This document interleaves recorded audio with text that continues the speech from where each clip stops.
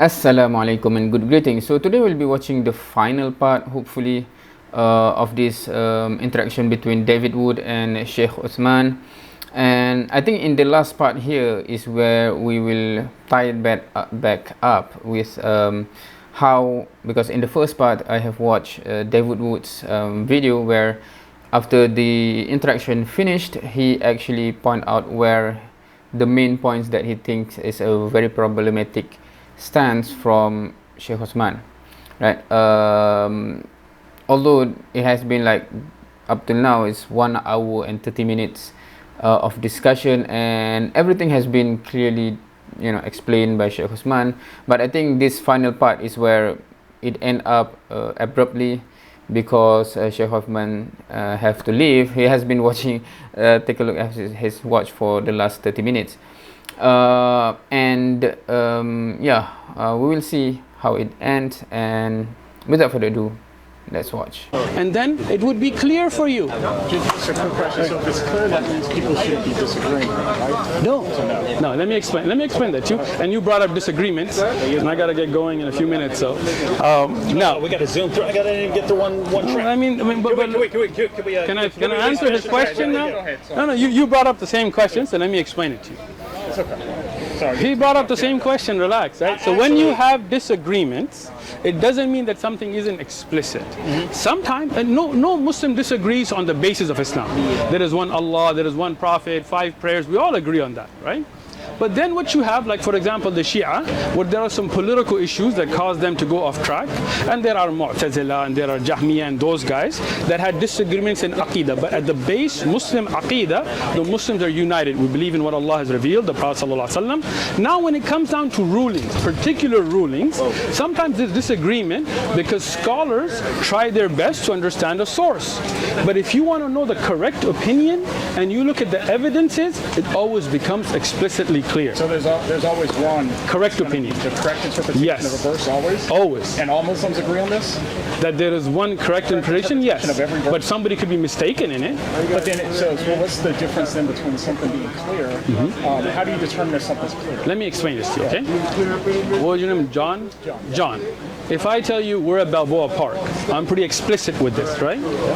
Am I clear or not, right? Now, these people... What do you mean by clear? That's what I mean. I don't know how you define clear. If you say If I tell you we're at Balboa Park, is that clear or not? It's clear to me when you say the words, but that's Okay. not clear what the words mean. Because you could be saying, no, that's not Okay. what I mean. It is You funny. could be saying that there could be multiple parks. You could be saying whatever. You could be saying all kinds of different things. Okay. So what I'm trying to understand is what your definition of clear is. Excellent. So this is the problem, is that you have a perception of clarity that may not be what's, regularly accepted. If I tell I'm you... just asking your perception of clarity. I gave you. If I tell you we're at Balboa Park, I'm pretty clear, right? Now, these people standing here, somebody could be like, I think this is not Balboa Park, this is North Park, right? They could have that opinion, but we could go back and check a map and see which park we're at and come to the right conclusion. Just because one person didn't understand something doesn't mean that I wasn't explicitly clear. Are you clear now? Okay, so so clear. Thank then, you. So that's what. So clear. You're saying is independent of how other people understand it, correct? Sure. Yes. You could be clear So if and I somebody say- misunderstands So it. if I Yes. say blah blah blah blah blah blah blah, and I That's say, definitely not clear. Why is that not clear though? Because I have no idea what you said. Yeah. So, but if I don't understand what you're saying and have different interpretations, then it's still not clear. No, it is, because when you said blah blah blah blah blah, nobody understood that. Did anybody get any meaning from If that? it's subjective, then I would only have to understand Again, it to be clear. no, So that's what I'm saying. that Is it doesn't clear? make- Okay, let me put it this way. Is it? Sorry, I'm just trying to rush quick because I know you got to get out of here. Is it clear when somebody is talking, the person who gives the word, is the clarity on their behalf or is it on the listener's behalf? It is clear to the person who said it, and the people who want to get to the truth can understand it. But if somebody is mistaken, like when you said blah blah blah blah, nobody here, even if we want to understand you, took any meaning from that. But when I said we're at Balboa Park, all of you that want to know can find it. Even if somebody is misunderstanding what I'm saying, it doesn't mean the message isn't clear. And there should be no. Do you want to continue back? Yeah, I know you got to go. I know you got to go soon. So I think I get to the last point. So at least we kind of went Go through for it. issues on one track. So let me just sort of sum up my view on if I were reading this. Okay. If I were a Muslim and I was reading this. Okay, with a teacher. No, if I were just reading this. Okay, but there's a problem right there. You should, if you're a yeah, but if I were Muslim, reading this, you should have a teacher, right? That's fine, but I mean, Okay. if this is Allah's eternal speech and I read it. And it sounds- Again, it sounds this clear. is no, wait. Let me my just point? make this clear before you make your point, because this is going in a loop because you're not understanding what I'm saying. I'm understanding. I'm disagreeing. Okay, so let me explain my point, and then you can disagree all day and all night.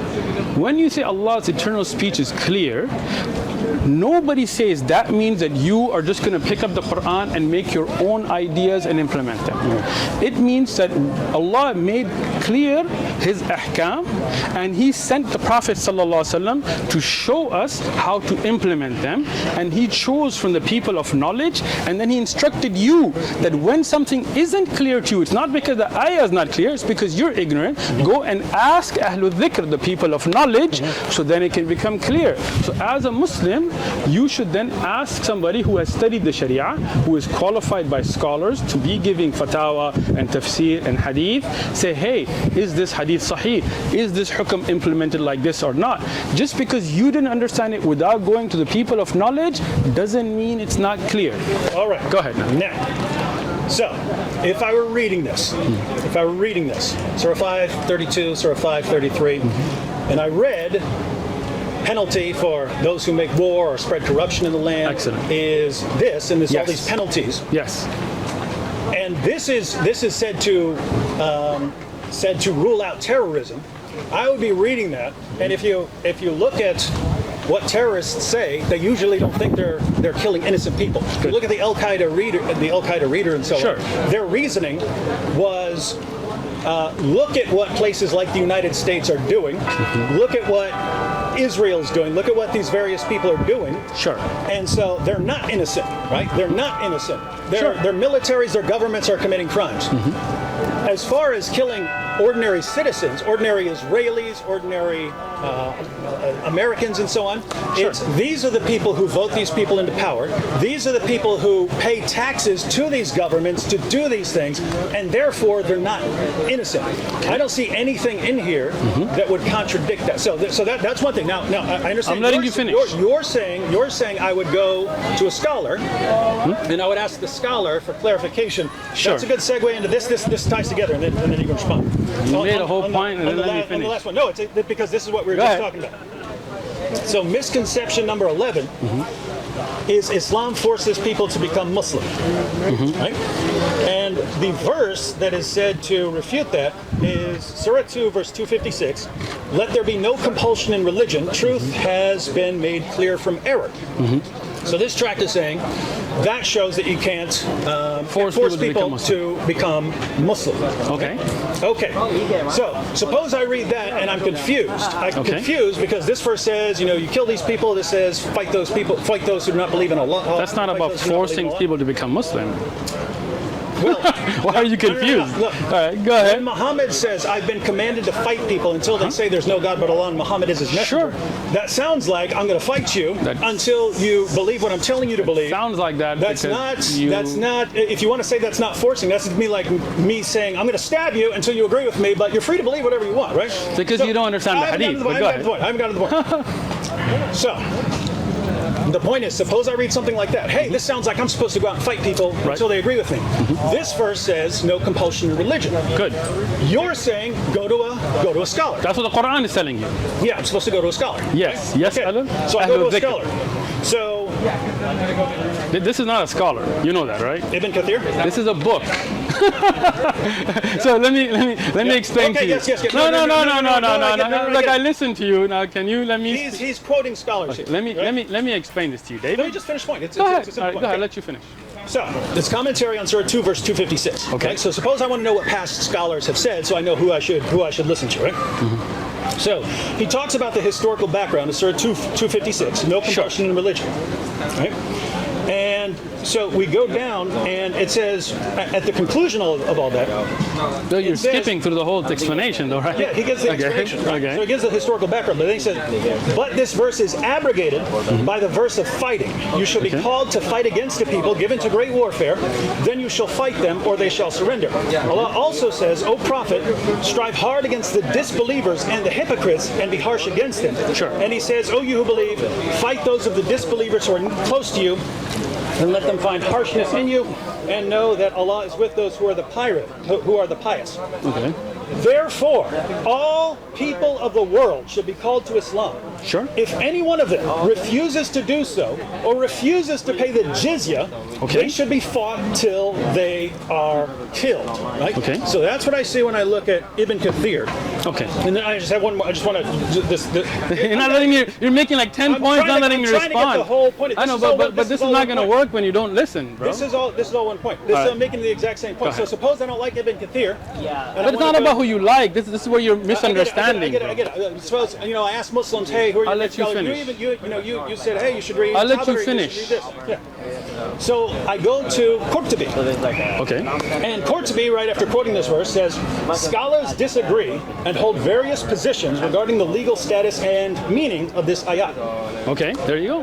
It is said that it is abrogated because the Prophet, may Allah bless him and grant him peace, forced the Arabs to adopt the deen of Islam and fought them, and was only pleased with Islam for them.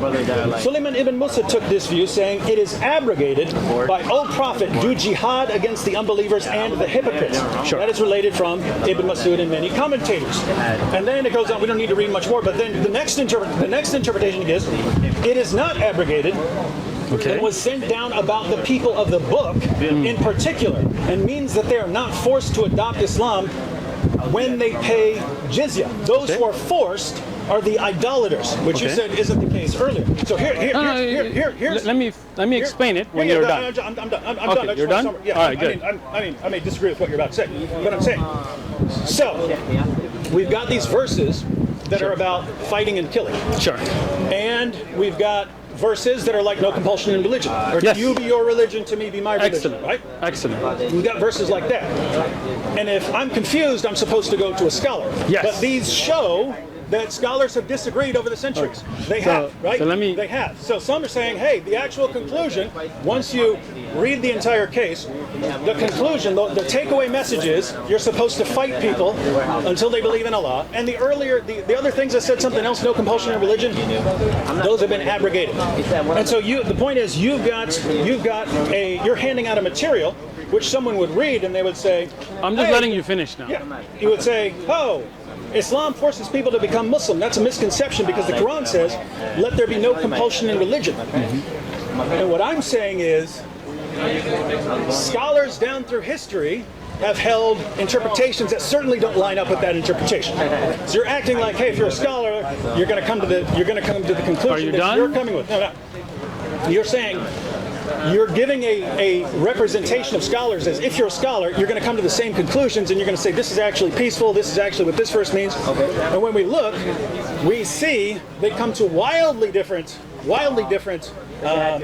conclusions, and some of the conclusions that they're drawing are things like, therefore all people of the world should be invited to Islam. If they don't come, they should be fought till they are killed if they don't pay the jizya. The point here is this business of when Allah is not clear in His Quran about commands to kill and slaughter people, subjugate people, and so on, when He's not clear.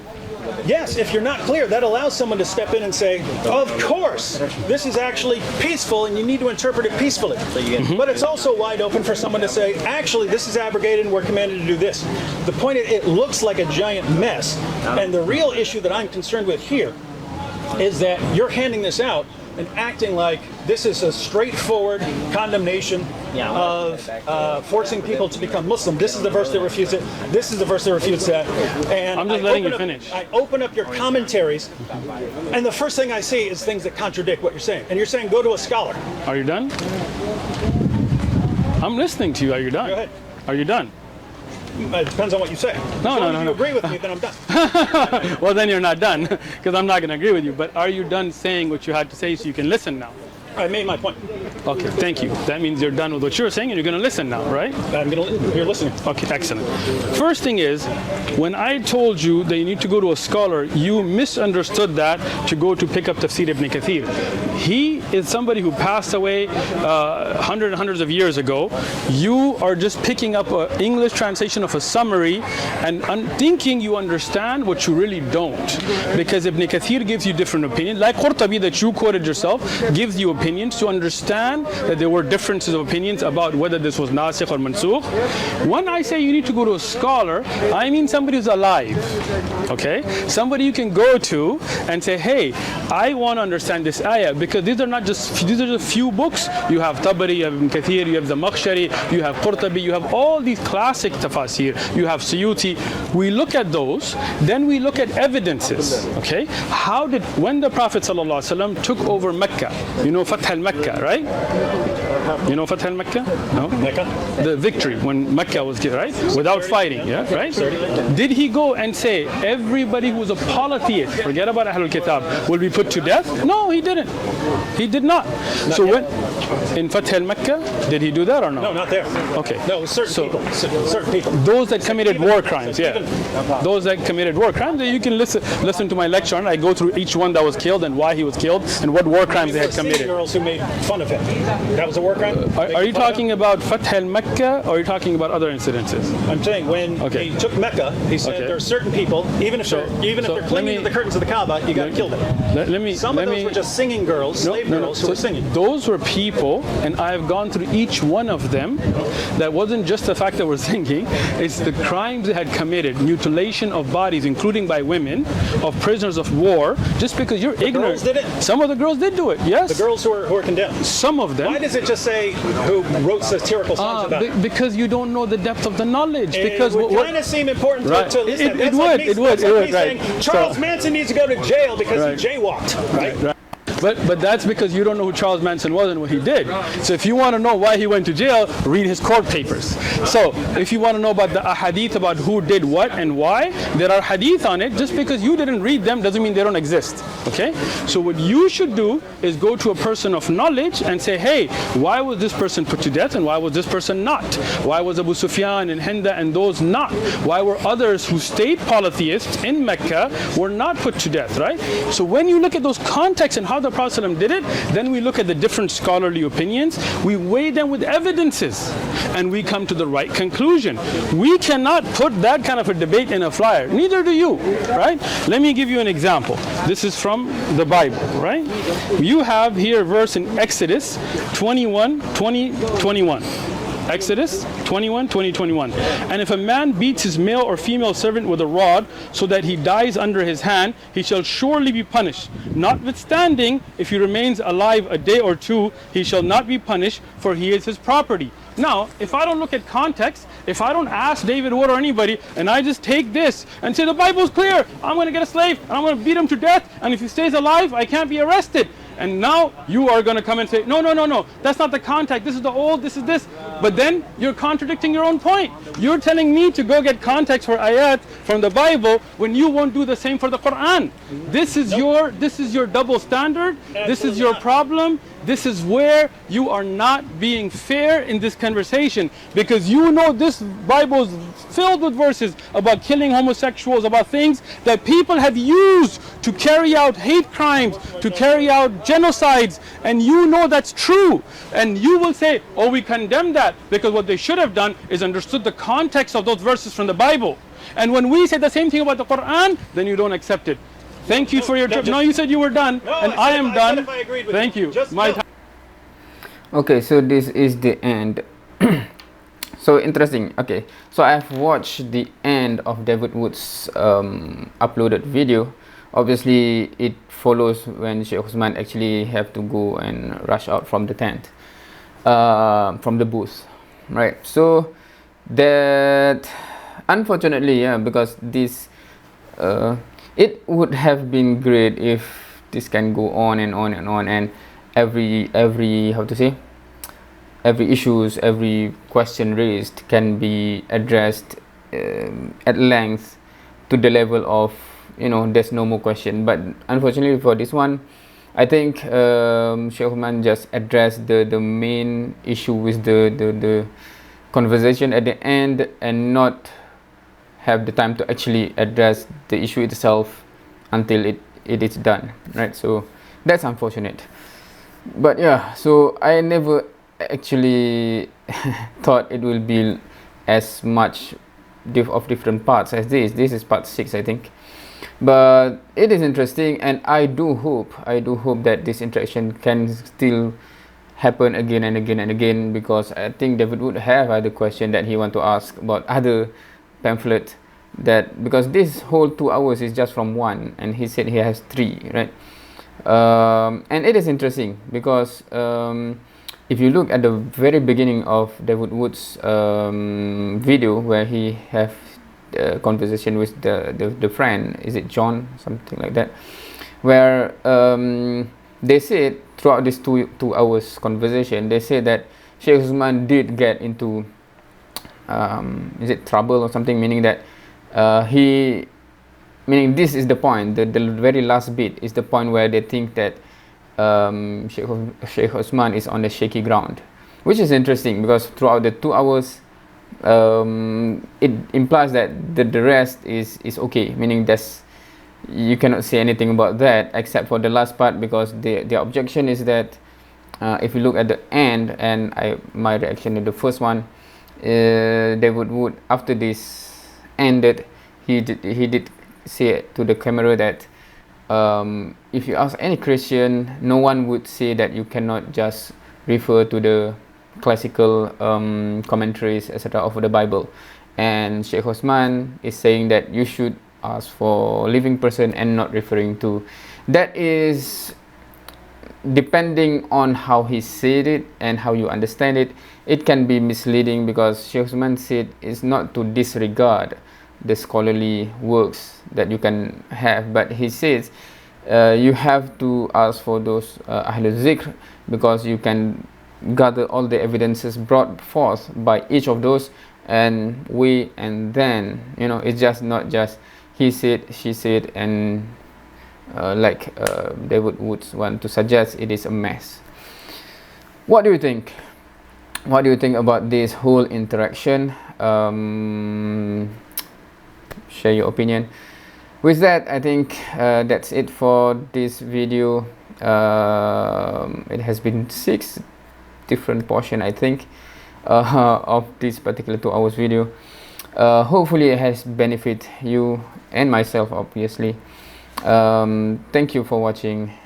See you next time.